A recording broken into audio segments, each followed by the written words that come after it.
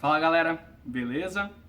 Hoje a gente vai falar dessa música maravilhosa e ao mesmo tempo macabra, chamada Jeremy, da banda Pearl Jam.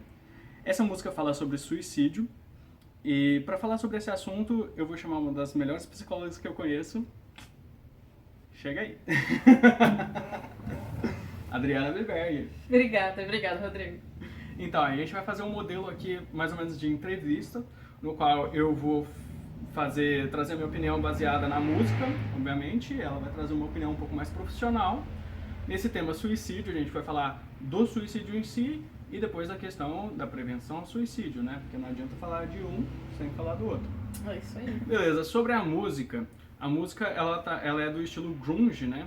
Que é o estilo daquele rock bem pesado, assim, do início dos anos 90, dos anos 90 no geral, né? Essa música ela é do início dos anos 90.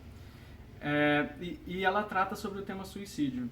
Então, desse jeito, ele trata com uma letra bem pesada, com um ritmo bem pesado, um tema bem pesado, certo? Ele trata do suicídio, mas aqui a gente vai pegar para a questão da prevenção ao suicídio a partir dessa música. Então, a gente vai começar falando sobre o tabu em volta desse assunto.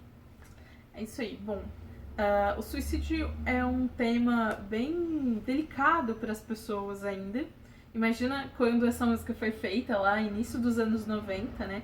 Se hoje a gente ainda tem dificuldade para falar sobre isso, por mais que exista todo um movimento científico, artístico por trás desse tema, ainda é um pouco tabu. Na época era muito mais. E é por isso que a gente vê tão forte essa expressão artística, né, Rodrigo? Isso mesmo. E aí, qual que é o papel dessa expressão artística, né? Ela não é simplesmente, lógico, a expressão artística ela tem que retratar a realidade de uma forma, né? Mas não é simplesmente isso. Na questão dessa música em específico, o que ela faz? Ela amplia essa situação, ela dá visibilidade para isso, ela conscientiza sobre esse assunto. Lógico, para quem tem uma sensibilidade para entender a letra, né? Isso. Esse sempre foi um dos papéis dos movimentos artísticos, né? Sejam das artes cênicas, artes plásticas, musicais, no geral. Fazer um retrato da sociedade e de como que ela está convivendo consigo, né?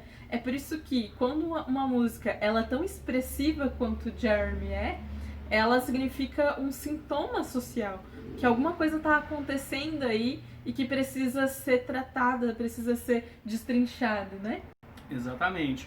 A intenção que o Ed Vedder teve, e isso ele disse, né, era escancarar essa situação. Por quê? Porque ele viu uma notícia sobre um suicídio da forma como ocorreu, que foi o Jeremy, o garoto em que a música se baseou, ele se matou na frente da sala de aula dele, na frente dos colegas de sala dele, dentro da sala de aula. Um suicídio muito expressivo, assim, e muito característico. E saiu uma nota pequena do jornal. E o Ed Vedder, ele viu ali a oportunidade de escancarar esse assunto. Inclusive na música, na letra, ele escancara muito essa situação. Porque, de fato, não é uma situação simples, não é uma situação pequena, não é uma situação banal. Exatamente. Ainda mais que nos Estados Unidos, né, foi onde esse fato ocorreu, existe uma cultura de violência muito forte. E o acesso ao armamento é muito fácil. Imagina, ainda mais lá no começo dos anos 90, esse menino, ele pegou a arma do pai, né, que tinha em casa, e se suicidou na frente dos colegas. Então tem uma mensagem muito forte aí. Você quer falar sobre a parte Hit Talk? Exatamente. Então, pegando aqui pela questão da letra da música, gostaria de fazer uma pergunta em relação a duas partes da música. Bom, a música, ela é um texto, né? Muita gente não encara assim, mas ela é um discurso, ela é um texto. Ela é diferente daquele discurso, daquele texto argumentativo, dissertativo que a gente faz no vestibular, etc. Né? Ele é um discurso artístico. Então ele traz as coisas de uma forma diferente, a gente precisa ter uma percepção diferente sobre o que está sendo escrito, sobre o que está sendo dito, certo?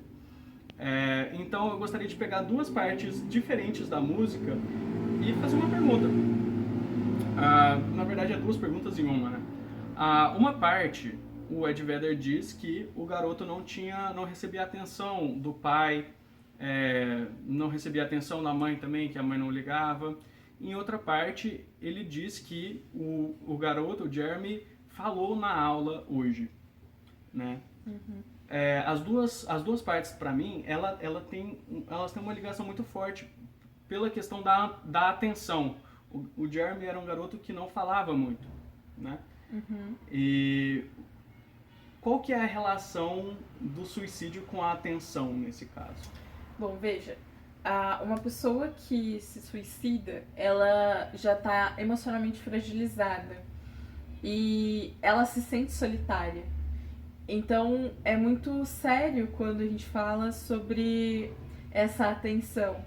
Muitas vezes ela está passando por um processo de não reconhecer as pessoas com quem ela tinha uma proximidade, muitas vezes de perda de familiares, ou de não conseguir se encontrar nessas pessoas com quem ela está próxima.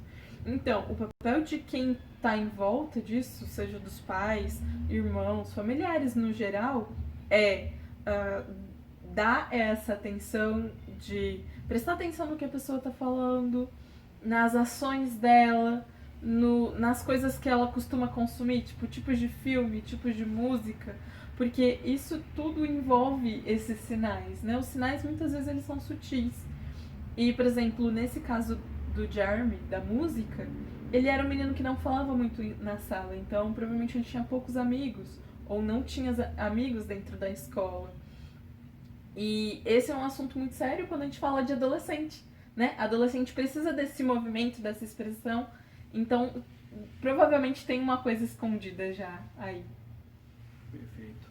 Bom, agora eu queria fazer uma pergunta para você sobre uma parte da música que ele fala sobre os desenhos do Jeremy. Uhum. De fato, o garoto Jeremy, ele era desenhista, ele pintava quadros, né? Ele fazia desenhos. Só que na música, o Ed Vedder diz que ele começa dizendo na música que ele estava fazendo um retrato bonito, né, e tal. Uhum. E aí começa a ficar um pouco macabro, né? Só que, na realidade, esse não era o tipo de quadro que o Jeremy pintava de fato. O que o Ed Vedder quis fazer? O que você acha que o Ed Vedder quis fazer nessa música? Foi uma crítica gratuita ao Jeremy? Ou tem algum sentido aí? Tem algum sentido. Quando ele tá falando do Jeremy, ele não tá falando só do Jeremy, como a gente já falou várias vezes. É uma expressão de algo que tá acontecendo na sociedade.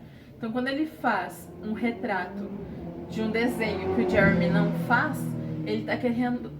Opa! Ele tá querendo retratar outras realidades aí, né? O Jeremy podia não fazer esse tipo de desenho, não dar esse tipo de sintomas, mas existem outras pessoas que dão, que é muito mais escancarado, e é muito bom olhar para isso. E eu acho que é esse que é o papel dessa frase, desse início, e do impacto que ele também quer causar com esse início da música.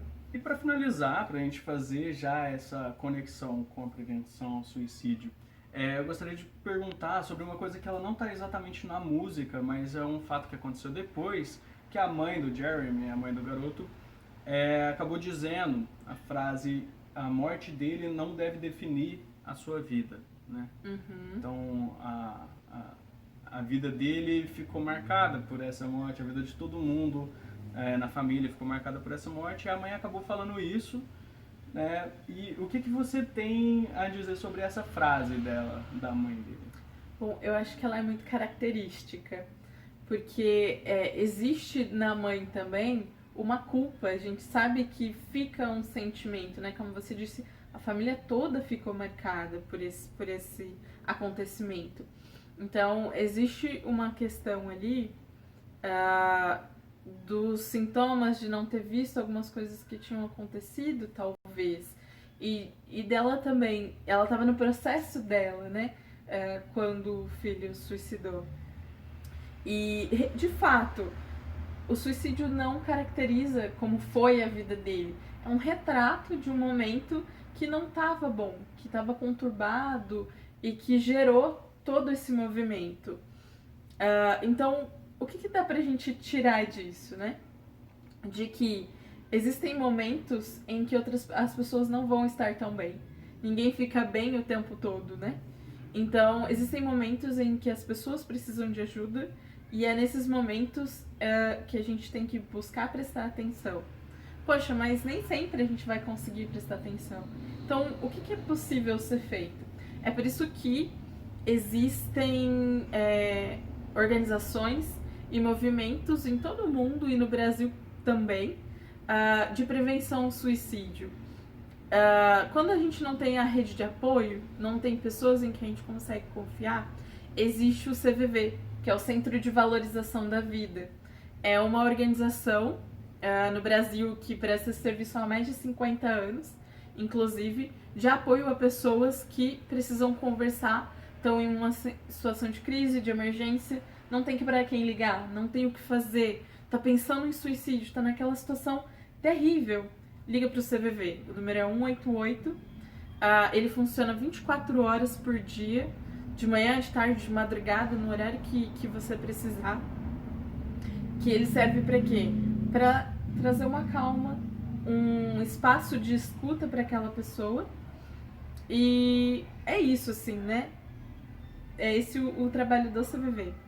Encontrei uma pessoa que tá tendo uma crise de ansiedade, tá pensando em suicidar naquele momento, se está fazendo, né, o ato de suicídio, o que eu faço?